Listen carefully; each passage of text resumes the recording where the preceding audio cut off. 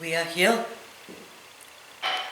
we are alive, we are healthy, and for that I am extremely grateful and extremely thankful.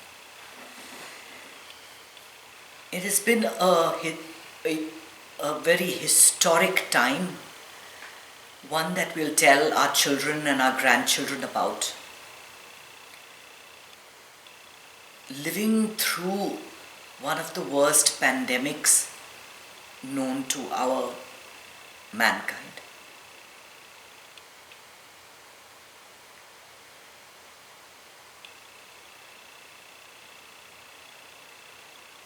Man and his environment are so closely linked. You're linked not only to the nature around you, to the world that you live in, but to the universe that we live in. So we're talking about stars, we're talking about planets, we're talking about all the different influences that we have. When you disrespect nature that nurtures you, it has a way of kicking back. The earth that protects us also possesses intelligence like you and me do. Human intelligence, and then there's super intelligence. And when you treat the earth with disrespect, it can say, let me do something. Let me just raise the temperature by a couple of degrees. And then everything that we know goes into complete turmoil. A change in even 2 degrees in the temperature of the earth can bring hurricanes, can change weather patterns, can change the way we live. When you disrespect the earth, when you disrespect nature, it has a way of throwing back at you. And that's what we have seen in this pandemic. A complete disconnect of everybody. People caught in their lives, their small lives, their selfish lives of greed, of self-interest, of money, of position, of wealth, of status, of exclusivity, of ownership, and forgetting about the rest of the population, forgetting that everything that you are is part of an interconnected web. Even as I talk, you can hear. This same experience that we are having is a shared experience. So there is nothing that you do, nothing that you think that doesn't affect the rest of the world. And the pandemic has affected all of us equally. For one, instead of going into work, many people have had to stay at home. Thousands have lost their income. In droves, people are dying. Today, in the United States, 1/3, 1 in every 3 people has coronavirus. 120,000 have been affected in this United States alone, one of the most developed nations in the world.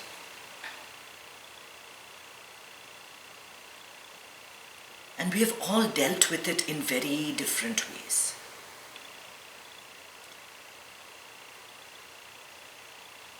We got close and personal with our family.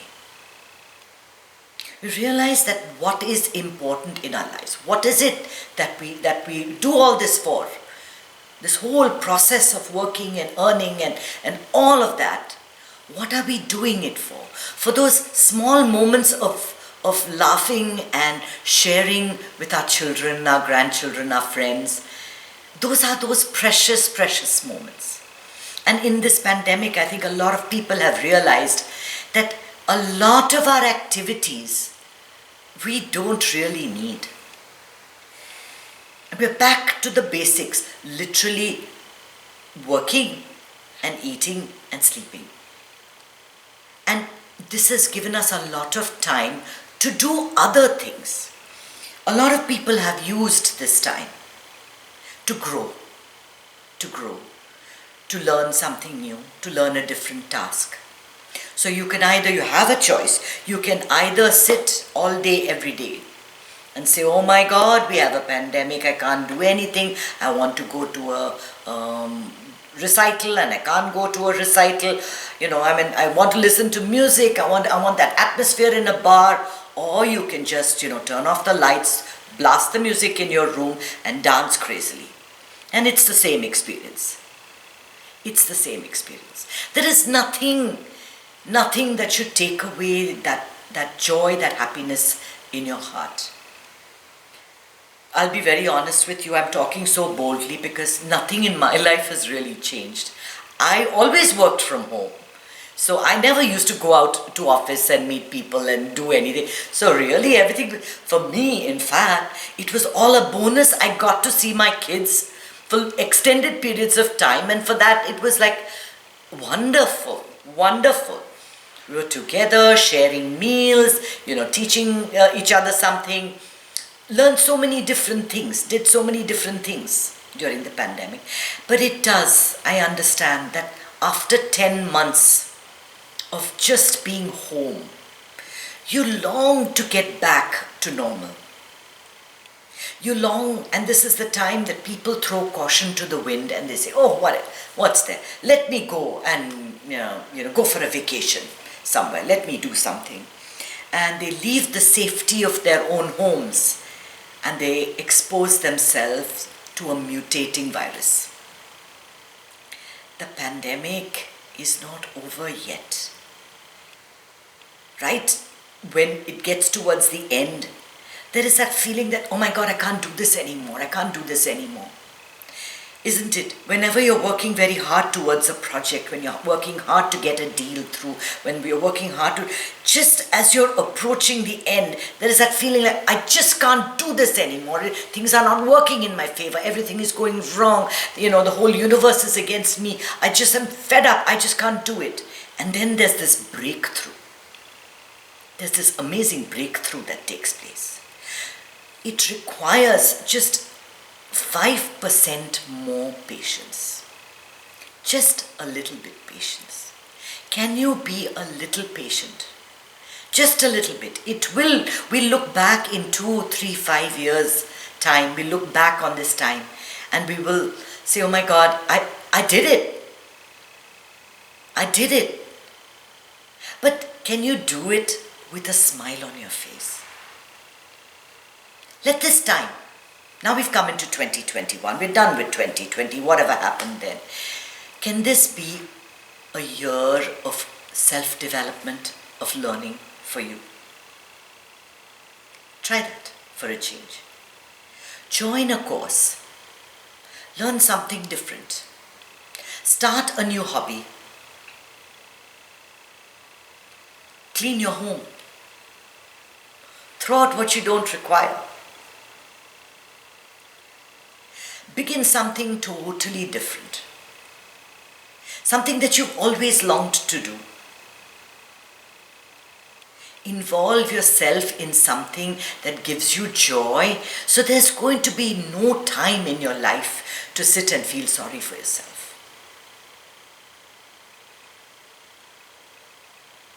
Because even when you're out of the house, even when you're all with friends, even when you're enjoying yourself, you are here in this moment, right in this moment. No matter what you do, can you keep yourself upbeat and positive? And make sure that you are the reason for other people smiling, and not the reason for doom and gloom. It's very easy to spread doom. One person in the house getting frustrated, getting unhappy, getting outbursts of anger, it has an effect on the rest of the home. You be that beacon of hope.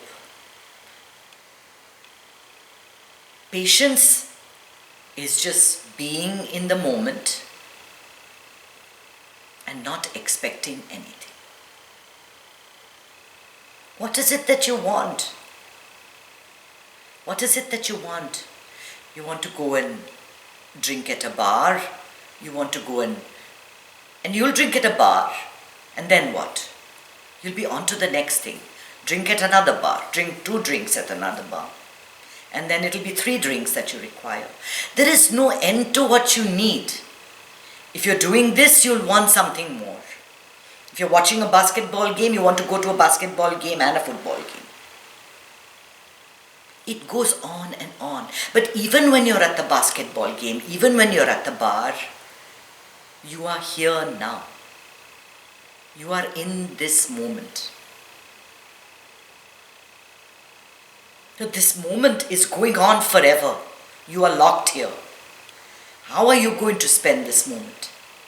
Complaining? Feeling sorry for yourself? Being sad that things didn't work out as you planned it? Or are you going to use this time to just build on yourself? Do something positive, do something good, because you deserve it.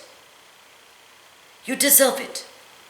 When the outer world is collapsing on you, that is the time, that is a signal from the universe, that is a signal from God that you have to sink within.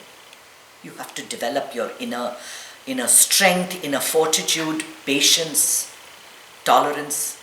We're all together in the house. It's very easy to get on each other's nerves. It's not like you're going to work and you're seeing each other for a few hours in a day. You're seeing each other all the time. And it's very easy to lose your temper. And it's very easy to think, I'm here cooking all day, that's all I'm doing. I have to bring all the food on the table. I have to put the food on the table. I have to eat it. This is my life. Nobody there to help me. So whatever it is, if you have to complain, you're moving out of the moment. Whether we are in a pandemic, whether we are in a boom, don't go against the flow of the currents. Go with it. If the outer world is shutting you down, you can't go to a game, you can't go to a movie. Find alternative things that make you feel good. So I'm very happy that when my children were here, they bought about 12 plants, right? And so far, I've never gone and stepped out and looked at a plant. I've killed everything, except the orchid that Carney gave me. That orchid, it's a sign of your love for me, Carney, because I left it out, I didn't do anything, and there it was blooming one fine day. So I have now taken up taking care of plants as my hobby, and I spend at least 45 minutes just fertilizing and misting, and I'm learning all these lovely things to do, the names of different plants. I downloaded an app and I get excited every morning when it tells me what to do for the plants. It makes me so happy. Does it give me money? Does it give me success? Does it give me fame? Does it give me fortune? Not at all. But when I look at that orchid blooming, there's not once I look at it that I don't think of Carney. She gave me that plant and it survived. It survived. It's a beautiful plant. So, small things, healing from this pandemic can come in different ways. Don't live your life the way you used to live. Make a revolutionary change. Change everything that you used, from what you used to do. Make it different. Do whatever it takes to just be happy. And when I say be happy, I mean free of burden. Your shoulders are all held down by the weight of your thoughts, the weight of your worries, the weight of your fears. Of what use can you be to your family, to the people that rely on you? Of what use can you be to friends who are going through something? Someone has lost a job, someone is having a healthcare crisis. You have to be there for everyone. You have to be that beacon of light for everyone. And the only way you can do that is if in every moment you feel that sense of everything is complete. It's complete. Not perfect. No, we're not looking for perfection. If the world was perfect, creation would stop. Right? You don't work past creation, past perfection. Right? It's only when there is imperfection that you do something more to make it more perfect. So if you sense that this disturbance of the pandemic is getting to you, do something creative. Do something different. Something that just makes you step out, even if it's a little bit out of your comfort zone. A little bit. Do something, do anything, do something different. And you won't feel the burden of waiting for that vaccine. We're all waiting for it. We're all waiting for the incidence of disease to go down. We're all waiting for these mutations to stop. And it weighs on you if you think about it. So instead of using all your energy thinking about what can go wrong in your life, what has gone wrong in your life, what is making you thoroughly miserable, use that energy for something positive, to develop a skill. You have no idea what talents you have, what skills you have.